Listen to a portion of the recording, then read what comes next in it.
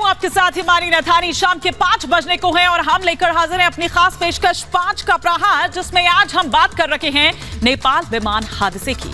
आज सुबह नेपाल से एक दुखद खबर आई, जहां पर 68 यात्रियों को लेकर जा रहा येती एयरलाइंस का विमान ATR 72-500 क्रैश हो गया। इस हादसे के बाद से नेपाल में उड़ानों के जोखिम पर एक बार फिर से अब चर्चा शुरू हो गई है। एक्सपर्ट्स ये बता रहे हैं कि दुर्गम पहाड़ी क्षेत्र हो, खराब मौसम हो, पुराने विमान हो, अनुभवहीन पायलट्स हो, ये नेपाल के जो उड़ान है उनके लिए सबसे खतरनाक देश उसे बनाते हैं। नेपाल के नागरिक उड्डयन प्राधिकरण की अगर रिपोर्ट की बात करें, यानी कि सिविल एविएशन की रिपोर्ट की अगर बात करें 2019 की, तो वो सुरक्षा रिपोर्ट के अनुसार नेपाल के जो पहाड़ हैं वो पायलट्स के सामने एक बड़ी चुनौती है। ना केवल पहाड़ बल्कि वर्षों पुराने ये जो विमान हैं वो भी कहीं ना कहीं चुनौती बने हुए हैं।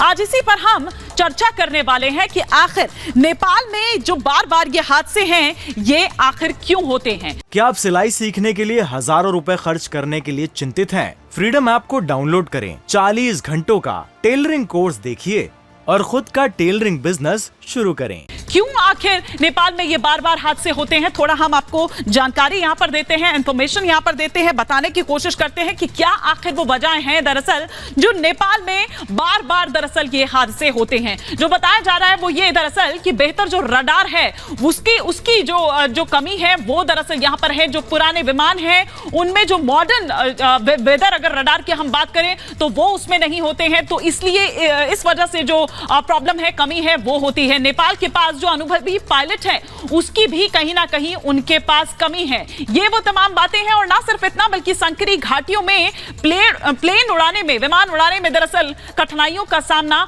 पायलट्स को करना पड़ता है, क्योंकि एक चट्टान काट कर देखिए जिस तरीके से वो बनाया जाता है रनवे में, बीच में चट्टानों को काटते हुए, वहां पर अगर जरा सी भूल हो गई, जरा सी अगर चूक हो गई तो वो किस कदर वो परेशानी खड़ी करती है या मौत का सबब बन जाती है, वो हमने आज के इस हादसे में भी देखा।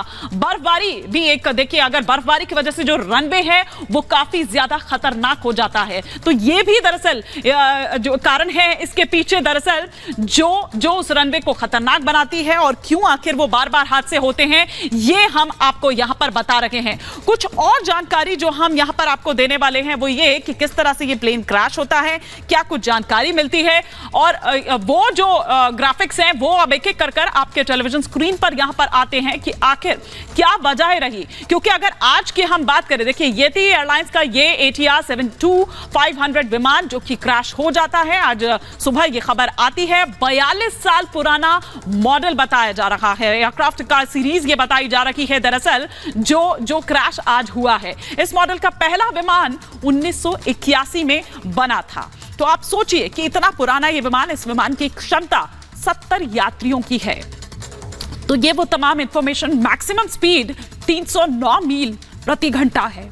तो ये वो तमाम जानकारी और एक एक कर तमाम सवाल आपके टेलीविजन स्क्रीन पर, लेकिन उससे पहले देखते हैं रिपोर्ट।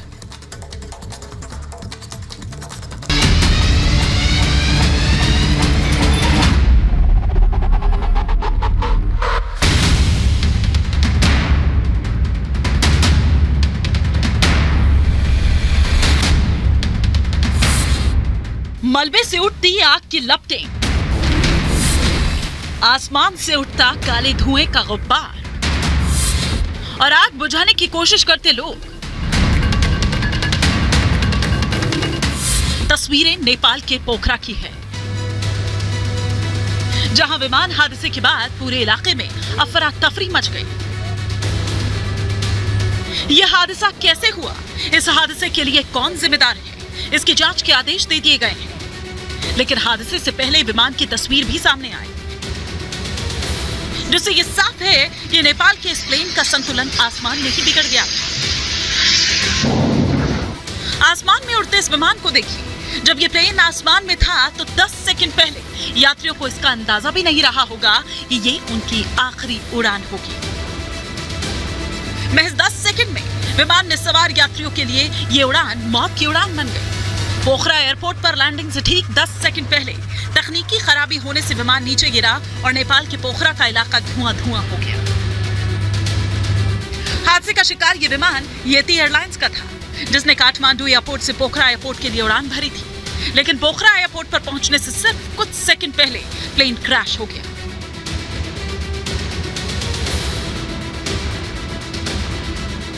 इस विमान में 72 लोग सवार थे। इनमें 68 यात्री, 2 पायलट, 4 क्रू मेंबर्स थे। विमान में 5 भारतीय यात्री भी थे जो हादसे का शिकार हो गए। हादसे के बाद राहत बचाव का काम तुरंत शुरू हो गया। नेपाली पुलिस के जवान मौके पर पहुंच गए और शवों को निकालने का काम शुरू हो गया।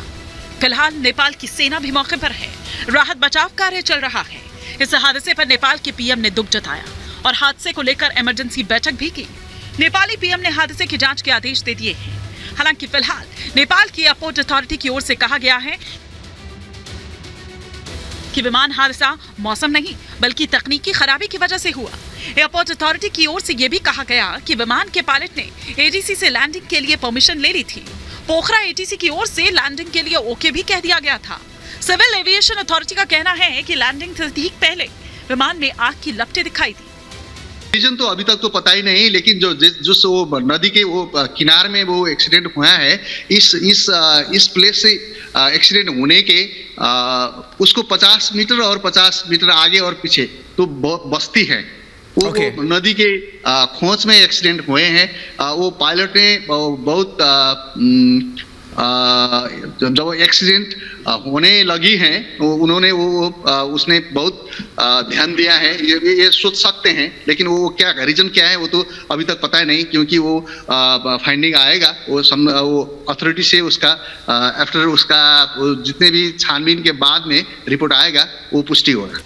फिलहाल इस हादसे की जांच पड़ताल शुरू हो चुकी है। नेपाली पीएम के आदेश पर 5 सदस्यीय टीम प्लेन हादसे की जांच कर रही है।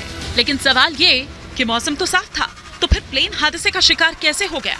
इस हादसे के लिए कौन जिम्मेदार है?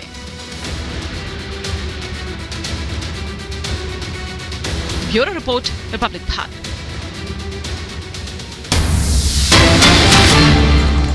और एक बड़ी खबर जो इस वक्त आ रही है, नेपाल विमान हादसे पर ज्योतिरादित्य सिंधिया का बयान सामने आया है। नेपाल में यह विमान हादसा बेहद दुखद है। ज्योतिरादित्य सिंधिया ने कहा कि पीड़ित परिवारों के प्रति उनकी पूरी संवेदना है। क्या आप सिलाई सीखने के लिए हजारों रुपए खर्च करने के लिए चिंतित हैं? फ्रीडम ऐप को डाउनलोड करें। 40 घंटों का टेलरिंग कोर्स देखिए और खुद का टेलरिंग बिजनेस शुरू करें।